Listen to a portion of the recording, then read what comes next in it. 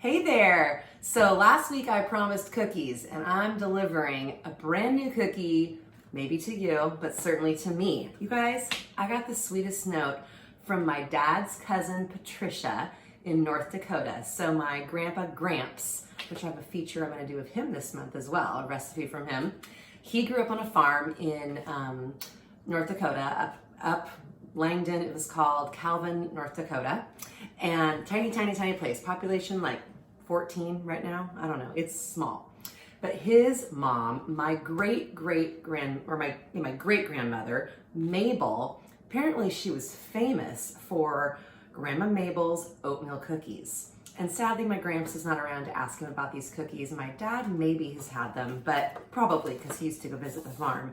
But a really fun recipe, and I'm gonna do a little twist, because I like to do that, not to mess with Mabel's good thing, but I'm going to do a little maple glaze on Mabel's oatmeal cookies. So I'm super excited to try this one. Like I said, I've never made it, but I got this sweet note, and then I got a little recipe from Patricia and the story about how some people in the family liked them thin, some people liked them thick. So I'm gonna have my own version that I will begin with these. And interestingly enough, no eggs are in these cookies. So I'm really excited to show you guys this one and then have a little twist with maple glaze. Let's get started. Hello. All right. I've been creaming my butter, brown sugar. There's no white sugar in here. Salt and vanilla. So that's been creamed, and now I'm gonna add a little bit of heavy cream to this. Oh, I thought this had been opened. It is not. Gotta take the top off. So interesting that there's no eggs in this recipe, but the cream, oof. You know what was really fun is Patricia, along with the recipe, was so sweet. She sent me actual baggie full of these cookies wrapped in bubble wrap. You guys, people are so nice. Just so sweet and thoughtful. So anyways, cream has gone in. And now I'm gonna slowly get this mixed together. And it seems like it makes a big amount. And so I've actually cut the recipe in half.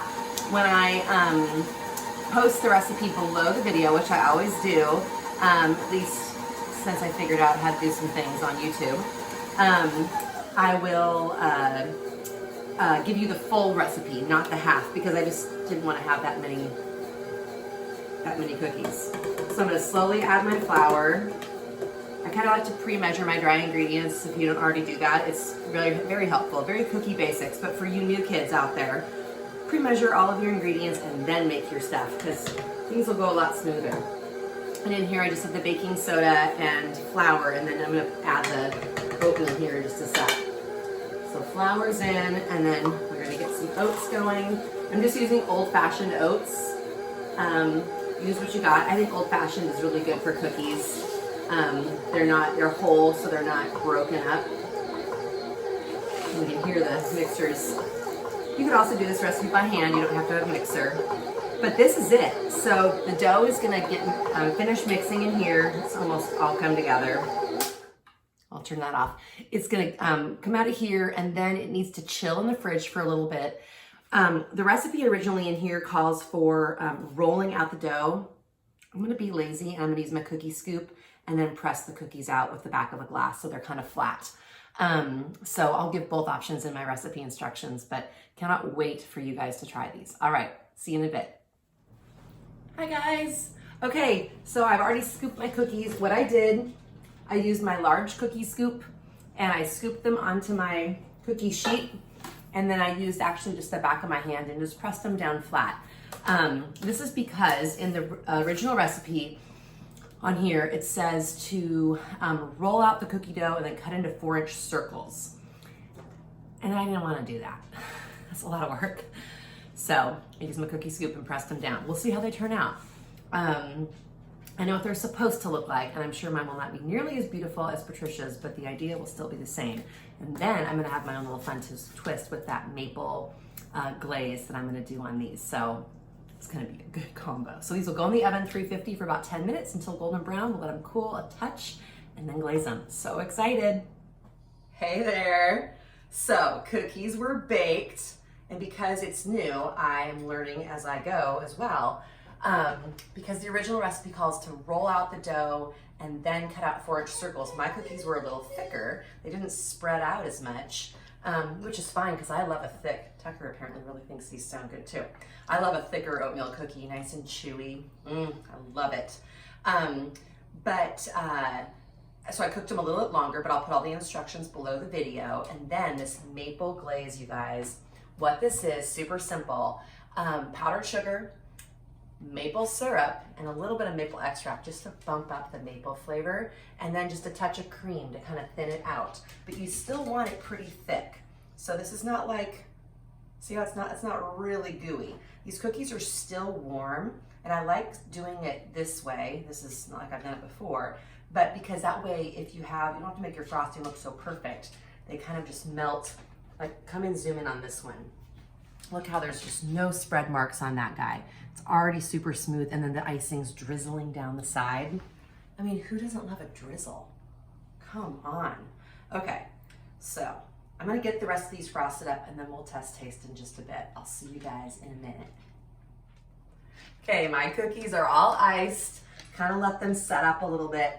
Couple little pro tips. So on my cookie sheets, I use parchment. Another reason for that, you guys, this is how hard my dishes were for this. Cookie sheets, back in their cupboard, done. Also, parchment, I just stuck it underneath my cooling rack, and you can see some of the, well, you might not be able to see, but some of the icing dribbled down. So again, the cleanup on that, gonna be super easy. So kind of a win-win. Okay. This is my I'm excited taste. Look. Okay, this guy, he's a little bit smaller and he's a little extra icing because, you know.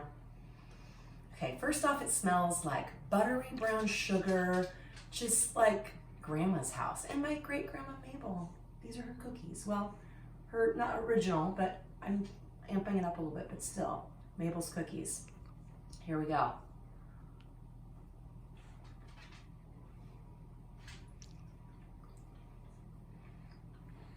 You guys.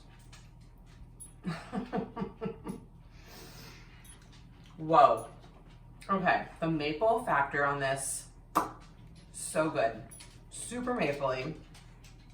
Whoa, the chew of the oatmeal. It's like, it's a sweet cookie, but it's not overly sweet, so it actually partners super well with the frosting. That's kind of where I got the idea, because my dad's cousin Patricia, who sent me the cookies, which were delicious, I love that they actually weren't super sweet. So I thought, you know, those might be able to handle a little glaze. So anyways, okay, I'm not gonna eat the rest of it, that'd be embarrassing. I just wanna shove it in my mouth. Super good, chewy, sweet, little bit of salt, the icing. This is a winner. Super fun for the holidays. Another thing you could do if you wanted to make these as a fun Christmas cookie, get out your red and green sprinkles. And when you have just iced them, so they're still kind of warm, sprinkle them with some red and green, and then they look Christmassy. I do that a lot with things at the holiday season that maybe it's a favorite cookie, and then I just zhuzh it up with a little red and green. It makes it super fun. So, all right, you guys, delight of the bite. Subscribe, share, tell your friends. Thank you so much for watching me week in, week out, and it's a total blast. Love what I'm doing. I don't know what I'm doing next week, but I am going to be bringing you, maybe next week or the following week, Gramps' cheese cookies. You guys, they're so good. I love my Gramps baked. It was the best. All right, we'll see you next time. Bye-bye. Thanks for watching.